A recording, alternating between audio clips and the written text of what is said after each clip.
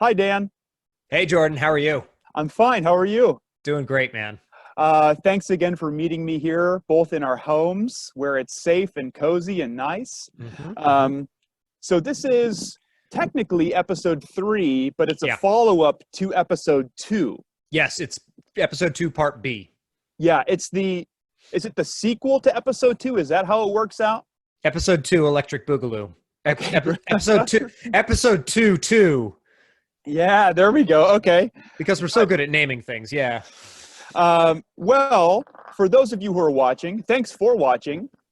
And thanks for your questions and your comments and whatever else. So we're going to do something brand new at the top of the show. I sent Dan a text, and I said I had a surprise plan for the beginning of this episode.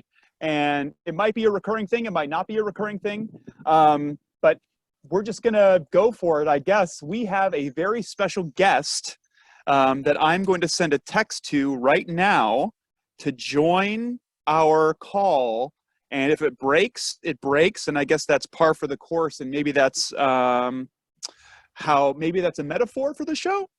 It's great because everybody needs to know. I have no idea who Jordan is talking about. Like, I don't know who this person is. I didn't know officially that we were having a guest until right now. I need everyone to realize that we are making this up as we go along. Yeah. Like, if any of this is a success, it's by accident. Yes, We have which is no great. idea what we're doing. Maybe we'll rename the show or a subtitle to the show Happy Trading for is Happy Accidents. Yeah, that sounds wonderful to me. Let's do that. So, Okay, I just sent the person a message. okay, So I guess we'll wait and see that's fine. whenever they're ready. So in Uh, the meanwhile, like what's going to happen after that is we'll talk to them for a while, and then we both asked for questions on Instagram, and so a lot of them were dropped, and there were a few others that are dropped in like the YouTube comment section. So feel free to hit like and subscribe. I've never said those words before in my life, and I feel like taking a bath now because I feel gross. But anyway, feel free to drop questions in there. We absolutely will get back to you all on whatever it is we're going to talk about. But we have a good 24 questions that we need to get through. So, and we will do those momentarily. So, yeah, and I guess while we're waiting for our guest, Dan, for you, yeah. and maybe we can jump back if we need to. How has? Oh, never mind. Here comes the person. I hope. Here we go. Great. Wait, they were there and they went away. Did you Oh, invite them in? Here comes I the did. person.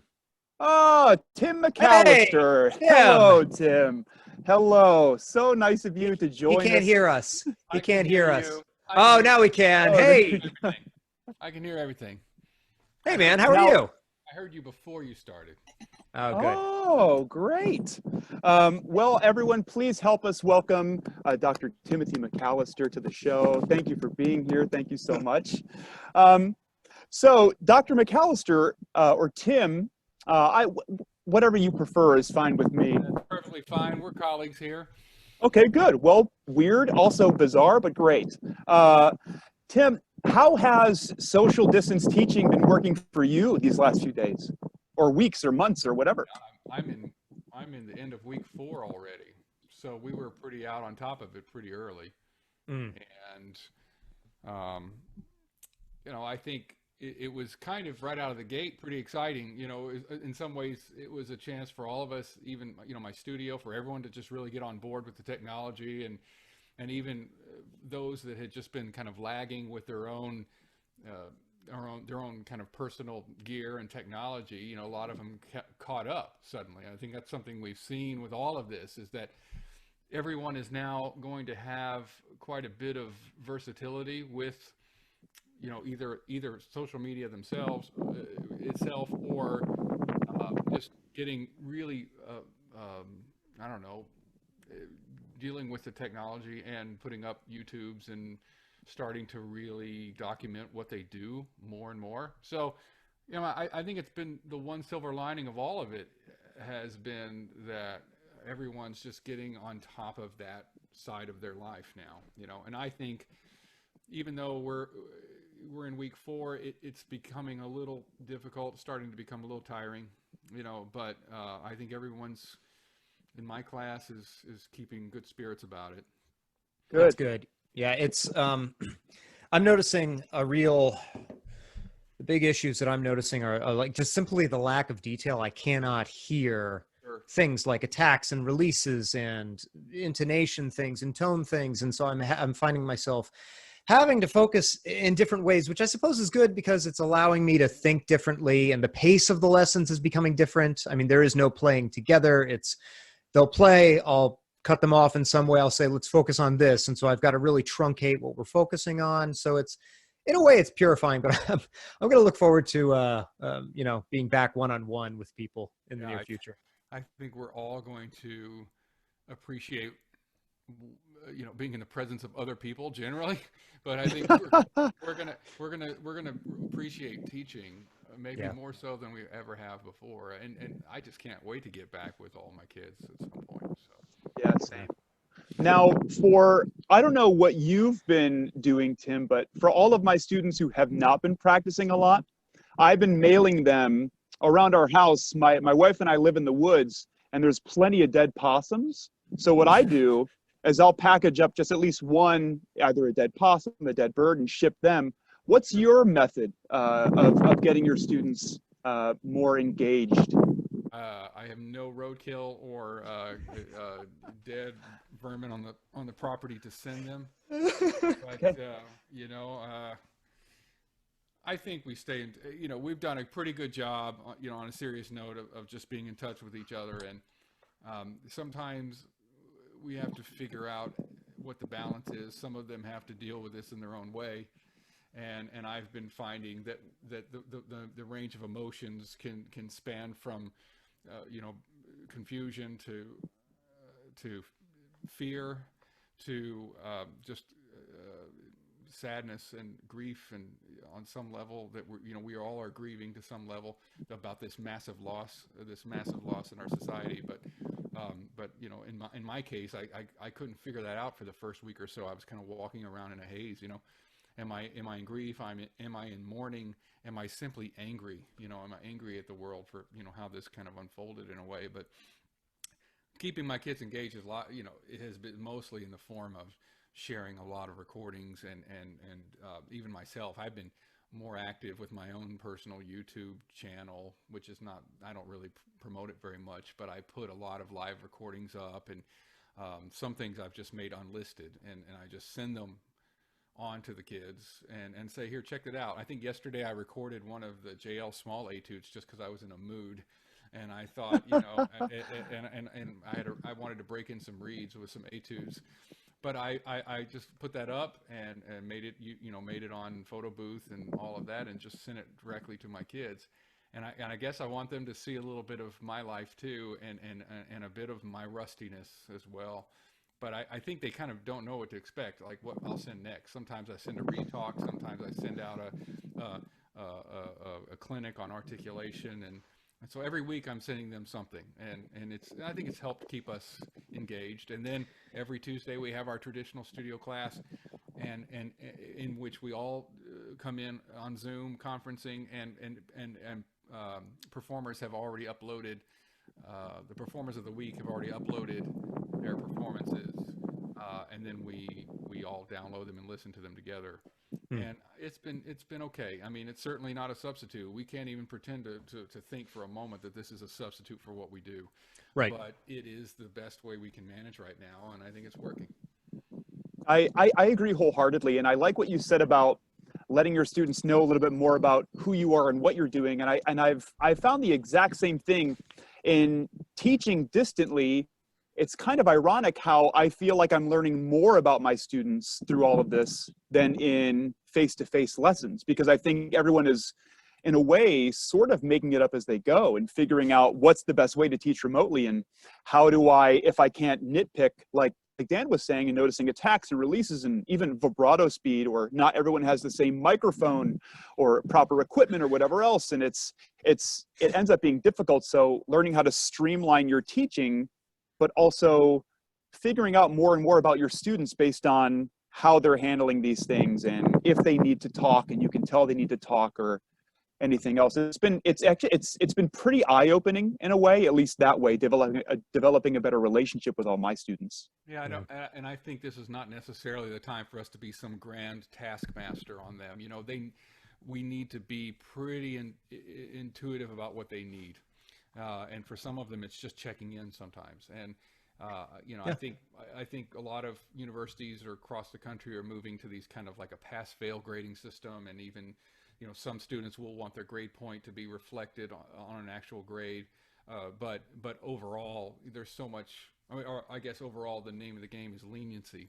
Yeah. And I think we in some ways it actually allows, it takes a little bit of the pressure off, because we can turn the lesson into something a little bit more customized to what they need at the moment. And I've had some students just come clean and say, you know what, I really didn't practice a lot this week, but I would really like to talk about this one recording I listened to, or I'd really like to talk about, you know, X player who I didn't know anything about before, and I just spent a week listening to their playing. That to me has been a great development in my interaction with my students. That's good. Awesome. There's to me, it just sort of reinforces. I mean, we have to, as artists, we have to be very flexible, and we have to be willing to roll with the changes as things come along. And so this is, not to be cliche about it, but there is a lot of opportunity here that we can go for. I mean, I feel like the more dogmatic we are to keep the semester exactly the way it had been, the more we're going to fail at salvaging anything useful from what's going on. And so Absolutely. Just simply approaching it from that direction and saying, all right, well, listening and absorbing a new player's playing, or the music of a certain composer that I hadn't, gotten into before. These are all very valid things, very helpful things, and they're going to round us out as musicians. And we don't really have a space to do that during our regular schedule. So we might as well use this as an opportunity. I mean, we have to, I think we have the choice of either getting something out of this or nothing at all. And, we can either try to do it the way that we had done before and get an F-, or pivot in some way and be creative with it. So I think that's probably our most valuable takeaway. Totally agree. Yeah. Yeah. Cool. Well, do you want to, let's lighten up the conversation a little bit. Sure. And maybe take a break from reality, which is good and bad, I think. So Tim, Dan and I have 3 questions for you each, that are somewhat music related or not at all music related. Because we didn't talk about this. We have no idea what the other person's going to ask. So nope, not at all. This is crazy. Okay, I'll start. If you could give a TED Talk on any topic whatsoever, not related to music, and you feel like you could do it with authority and be convincing and maybe teach somebody something, what would that be? Cat grooming. Oh, here we go. This is great. Good. Yeah. Care to elaborate? No. Just cat grooming. Yes, just cat grooming. Okay, fair enough. I've got a great, great cat. He likes me to take care of his nails. I brush him all the time. His coat looks amazing. He's a happy cat. There you go. That's awesome. That's so great. Cool. All right, so one from me. Would you be willing to share with us a big failure in your career, a performance that went bad, or something that you look back on as being a misstep, or like something that you're not happy with how it went?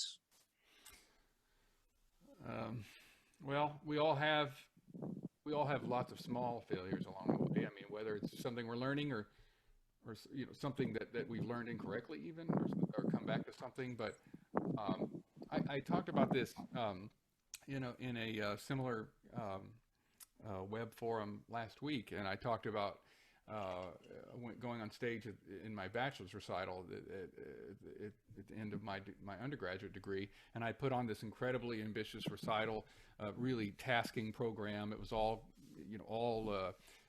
music by Michigan faculty composers. So it was this massive program of Albright and Bolcom and Chambers and Leslie Bassett and Rossley Finney's concerto. He had been retired for a long time, but but I threw on his concerto, which is this, that alone is a difficult piece. But I got the band together and got all the musicians together and my friends and I made this colossal mistake of never really gauging my stamina or endurance by concert time. I mean, I literally never played all the pieces back to back. I had only learned all the pieces independent of each other, and because I couldn't mimic, I could not replicate the program and do a mock version of the recital because we only had one shot to put the band together and rehearse it and put it on stage. So I could play parts of the program, but I could never play it all the way through. And so I talked about this where I got on stage and I'd already been tired. I was pretty spent, and then it was time to play this concerto, which represents such a different mode of playing, a different kind of volume, a different kind of just visceral approach to the instrument. And literally, like halfway through the second movement, I literally my embouchure gave out. My face stopped working. Literally, I was leaking air. I couldn't hold the seal anymore, and I couldn't actually get the reed to vibrate anymore because my lips couldn't make pressure enough on the reed.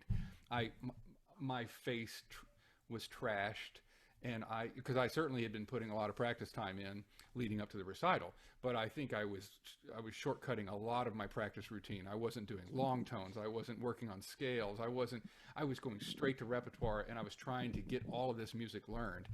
And so I really learned a very, very deep lesson about pacing myself and endurance and just the necessity of a run-through or multiple run-throughs of a full program. I think that was a hard lesson to learn. I mean, I walked off stage so defeated, so upset after all the time and energy I'd put in. Of course, all my friends were telling me, "You sounded wonderful. I don't know what you're talking about."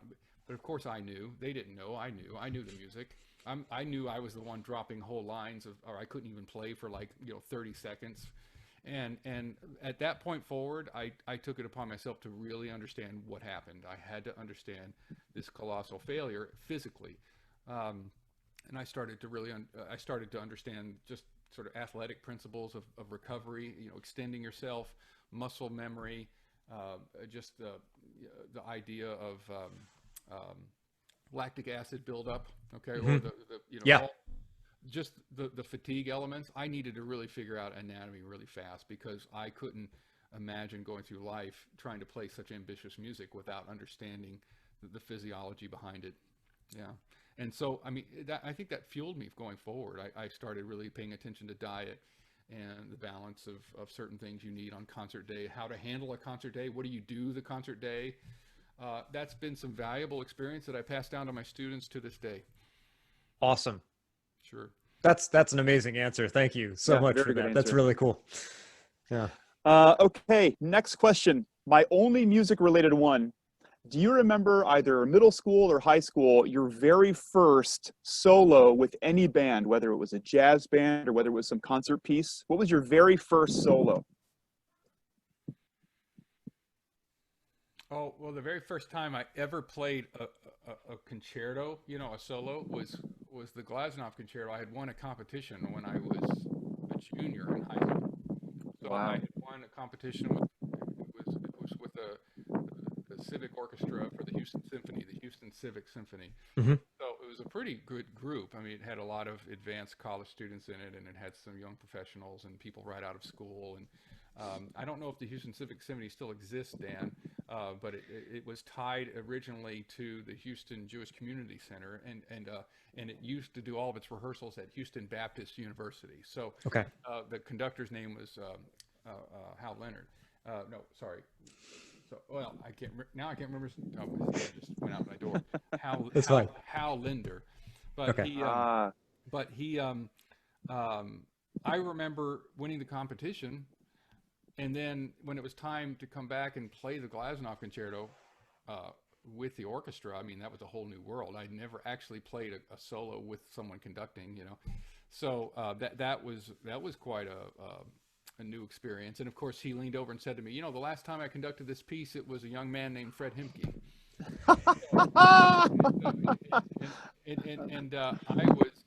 I was kind of intimidated at that moment. He said because he was apparently really young himself at the time. So, but anyway, I thought that was quite a trip, you know, to learn how to follow a conductor and listen to the orchestra at the same time, because my whole perspective was listening to the orchestra as if I was following the piano. Yeah.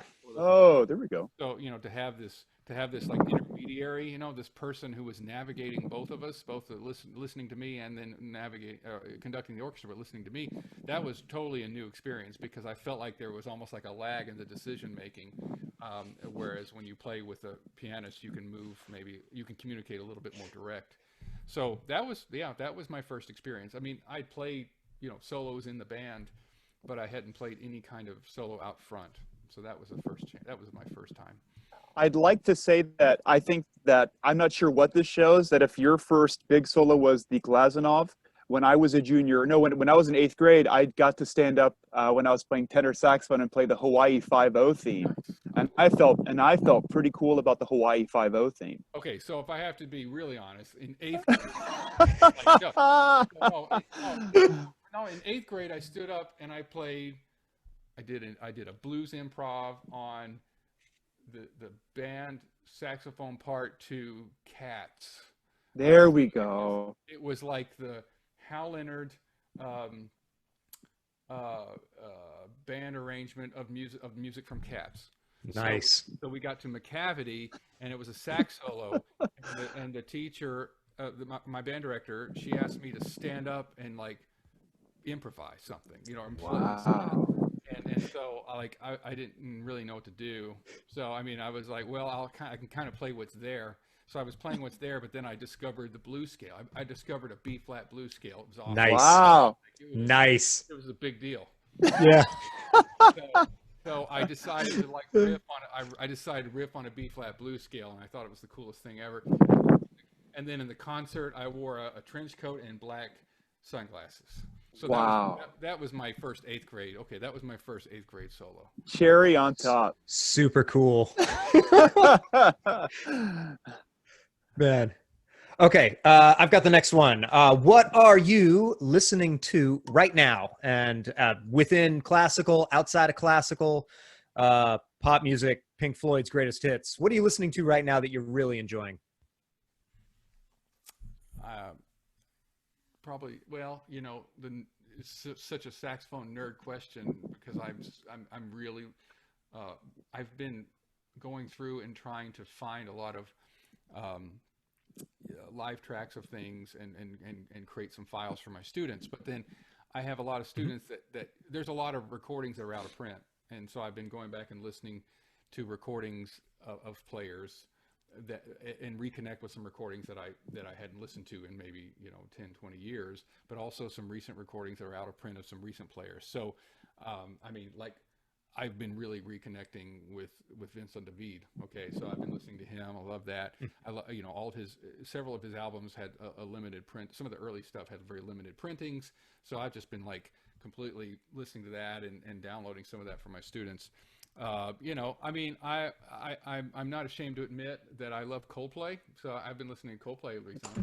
So that's like my workout. Okay. Jam. That's So my the time. workout. The That's my Tiny workout Desk jam. concert. Did you see that? Did you see the Tiny Desk concert that they put on? It was amazing. It's terrific. It's so good. Yeah. So, you know, but I mean, that's like my workout jam. Listen to that, you know. But I mean, I find myself right now I have a hard time listening and going back and listening to right now like really uber contemporary music, like anything modernist. I'm really reconnecting with a lot of traditional music. I don't know why. I get in these kind of really moody moments where I just want to listen to beautiful, just slow, beautiful music. I feel like it in some ways enjoying a good lament, you know. So yeah. But, I don't know if you know the saxophonist Rob Buckland, but he's my colleague, or my friend and colleague at the Royal Northern College of Music in Manchester, and right. He put out a bunch of albums about 20 years ago when he was a really young player coming out of university or conservatory, and he put out some beautiful recordings. A lot of them are out of print, but you can get them on his website. So I started really listening and connecting with the music of Barbara Thompson, someone we should all know, because she was an amazing. She's still alive, but she's not playing anymore, and she suffered from some physical ailments, but she wrote some hauntingly beautiful music for saxophone, and some of it's crossover, some of it's improvisation based, some of it's just straight kind of straight traditional. And that's a name that I would like us to know more on this side of the pond. Is Cool. Barbara Thompson? Yeah, Nice. yeah. Excellent. Okay, my final question. If money were not an issue, what's your go-to order at a coffee shop? And then what's your go-to order at a bar? Oh, at a bar, I'm going to find the most expensive bourbon I can. So, I'm going to go. I'm going to go as deep as their reserves they have. If money's no object. But if I have to, more realistically pay for some bourbon for the house, then I'm going to go after Blanton's or just some recent, Doorknob, Knob Creek, not Doorknob, Yeah. Knob Creek. And then when I'm in a restaurant bar, I'm just gonna survey their whole menu and see what I can find that would be some of the most expensive stuff. For coffee house, I'm pretty boring. Yeah. I used to go after the big, heavy, concoctions, but I found them to be so sugary, and so now I'm just straight. I have weaned myself from sugar and dairy and everything in coffee. I'm just a straight black coffee guy now. Excellent. I think that's actually really helped me a lot. I have to be really careful with coffee. I am finding speaking of negative experiences, I learned recently that about a month ago I was in rehearsals and concerts with the St. Louis Symphony, and we had a morning concert. We had a morning concert on a Friday, but it was billed as a coffee concert, and we played the whole program. We played the whole program that we played that evening. So we were playing this whole program twice, and I was doing the Guillaume Connaissant concerto, a kind of train, which is already challenging enough, and it's really fast, and everything was a little bit under rehearsed, and as happens with symphony orchestras, and so. But I had no choice but to coffee up that morning just to kind of get myself going. But the jitters were too much to overcome. Like, it just really caused me to crash. And I literally couldn't play the way I wanted to play. I just felt like I wasn't in control of anything. So I think as I'm getting older, I'm learning some pretty hard lessons about caffeine. And I'm starting to figure out how to create better substitutes or to find better substitutes. So I really do love, like, exotic teas and mint teas and things like that, and it's helping me because I'm sad about it. I was in mourning for it. I decided that I couldn't drink coffee anymore, at least before a concert. Sure. I've decided I've started to have old man metabolism myself. There's my folks got me an espresso machine a couple of years ago, and for like Christmas, and then like a month or so later, I was like, how come I can't sleep at night? And it's because, well, you can't have espresso in the middle of the, but then after that, it was like, I can't have coffee after like 4 o'clock. And now I can't have coffee before 1 o'clock in the morning, because otherwise, or 1 o'clock in the afternoon, because I'll spike real hard. And then I'll have the world's most productive 9 to 11 a.m. And then I will die, and there will be no there. You can have a little bit. It doesn't help. It's just, it's. I think if I have any coffee at all past 3 p.m., I'm in trouble. I'll be up till 1 a.m. and then it ruins my night. So, yeah, I've learned. That's just what happens. That's part of aging. We all have to figure that out. But yeah, I'm with you, man. Sure. All right. So one more question. Who do you have that you look up to as an inspiration outside of the world of saxophone? It's a pretty long list. But I certainly look up to all these amazing conductors and a lot of amazing composers.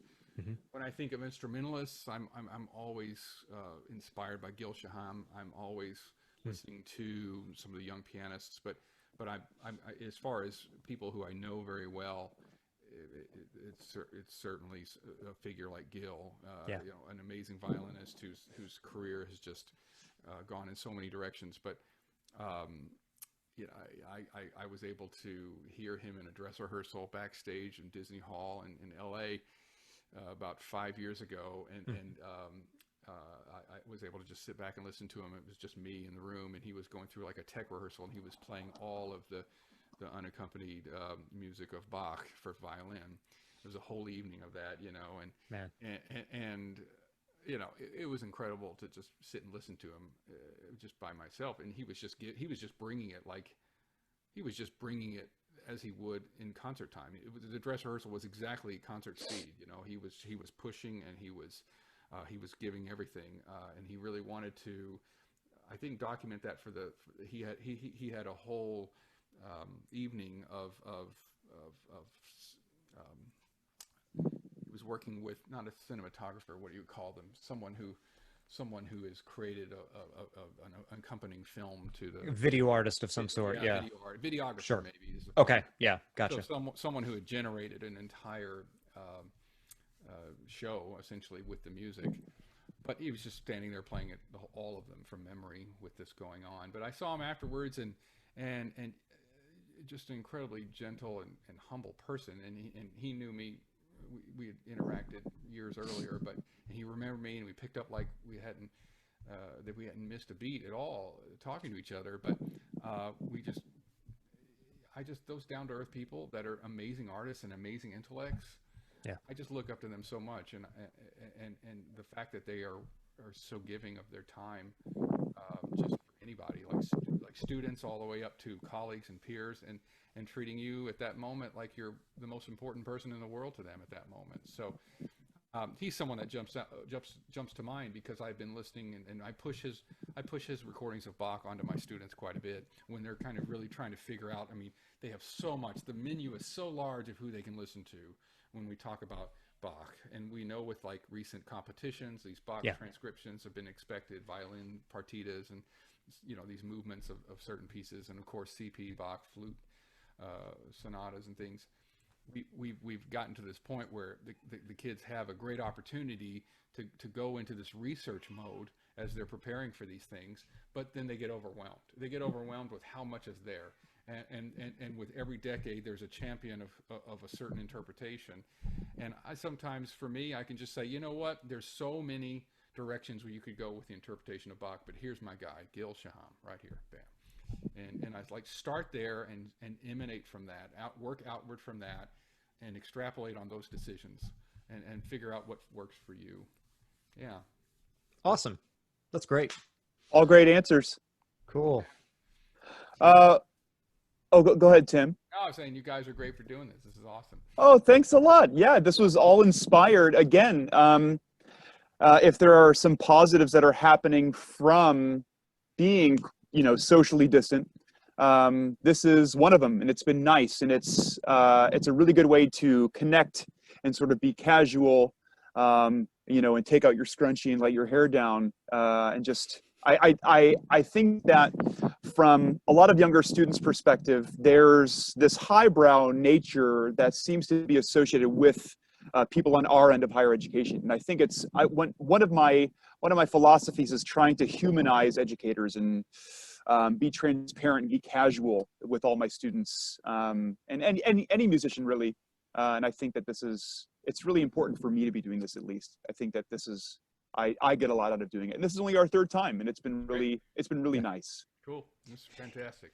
Is there anything, if we got another minute or so, is there anything, like, most of the audience I think is either young budding professionals like undergraduate students, or a lot of high school kids are listening to this too. Is there anything that you'd like to say to them?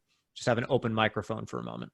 Well, I think right now, maybe if we talk about what's going on right now, this has given our entire world a jolt, and we're all reeling quite a bit. And I think it's probably created, even for the younger generation, a lot more anxiety than I think even our generation. Yes, we are suffering from the kind of loss of work and freelance work, but and the loss of our kind of teaching routines and whatnot. But we come from a time where we've endured a lot of hardships, whether it's recessions or 9/11. Of course, we're all like post 9/11, Yeah. Not babies, but post 9/11 generation, and this is probably their 9/11 and something. I mean, everything going forward will be different, and I think all we can really do is offer positivity and try to assure them that we're going to get through this.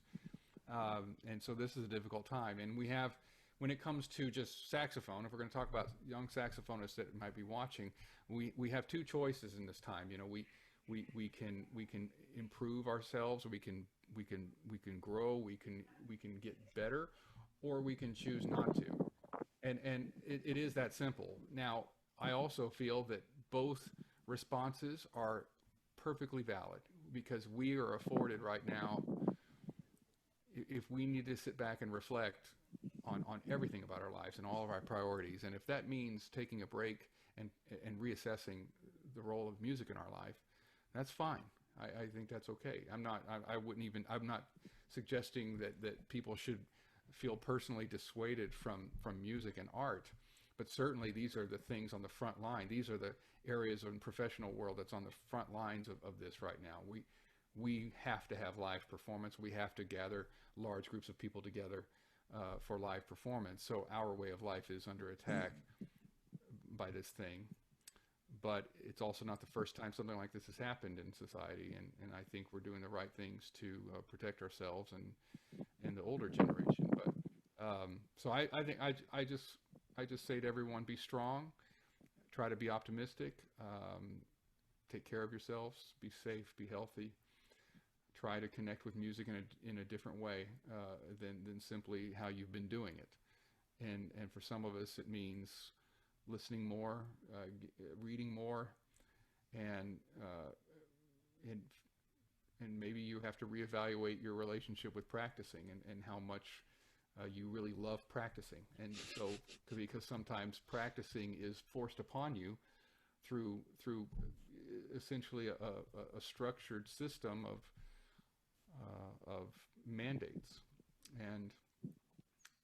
but we have to really feel like that we can be alone with our instrument for hours and really get some satisfaction out of that and love it. And I have to do it too. I mean, just to break down these barriers, practicing for all of us, it does still have an element to it of being a chore.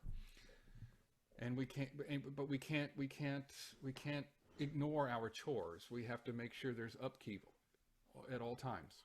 So it might be the last thing we want to do, like the three of us here right now in this forum, the last thing we want to do in the midst of all of this kind of fear and anxiety, I guess, is to just sit down and practice our scales. But it might be the most important, stable thing that we do. So That's true. I think if we can stay in touch with that, and I think it's a healthy mindset to escape all of the news cycle and to get away from a bit of the informative yet certainly sensationalist media. Just get back to your love of music. Yeah. Be strong. Awesome. Well said. Yeah. Well said. Thanks, Tim. All right, guys. Thank All you, right. Tim. Farewell. Thanks for joining us. Thank you. It's great to see you. Thanks, You too, man. Bye-bye. Thank you so much. Well, we did it. Holy cow, man. Next time. Okay, look, if you're going to have the #1 concert saxophonist in the country, if not the world, on our itty bitty podcast, like a little bit of advance notice next time, huh? No, I'm kidding. That was awesome. That was awesome. That's why I dressed up and I sat by this truck. I wanted to, I wanted to go all out with the class. But that was great. That was terrific. I was really happy with everything that he said. That was really, really useful. I hope people enjoy that. Yeah, me too. And I think that I wanted to get Tim first and foremost because he's so recognizable. Mm-hmm. And most people who are in tune with the world to a certain degree know about Tim and know what he does. But Mm-hmm. I think that not a lot of people have gotten to know him as a person. They've heard him a lot as a saxophonist, but I think hearing him as a pedagogue, as an educator, as a master at the instrument and a great human being, I think is vital, especially now. Yeah, he came down and gave a master class at U of H maybe 5 years ago, and what I recall from then is what I was just reminded now. He's a very thoughtful guy, and he's not just like, his thoughts are not confined simply to different ways of playing an F major scale. He's not, I mean, he's got some mindfulness that stretches beyond the saxophone, which is actually very refreshing. So it's good to talk about non saxophone things, you know? Yeah, So, it's really nice. that's awesome. Well, I'm not sure how much justice we could do the rest of the show. Do you want to do a few rapid fire questions from listeners? No, I Okay. think we just need to do the next episode. I think we're just going to push it off one more episode. I think you're right. I think you're right. Awesome. Let's do that.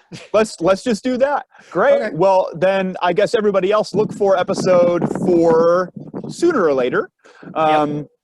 And hearkening back to what you said earlier, Dan, about liking and subscribing, it feels very dirty to say it, but I've also never said it seriously, but I won't say it. But how about this? Yeah. If you wanna, go ahead. That's fine. Yeah, sure. We don't Yeah. care. We It's your literally journey. don't care. Do what you want. You do you. Yeah. Please. My mom also just learned that phrase. You do Oh you. man.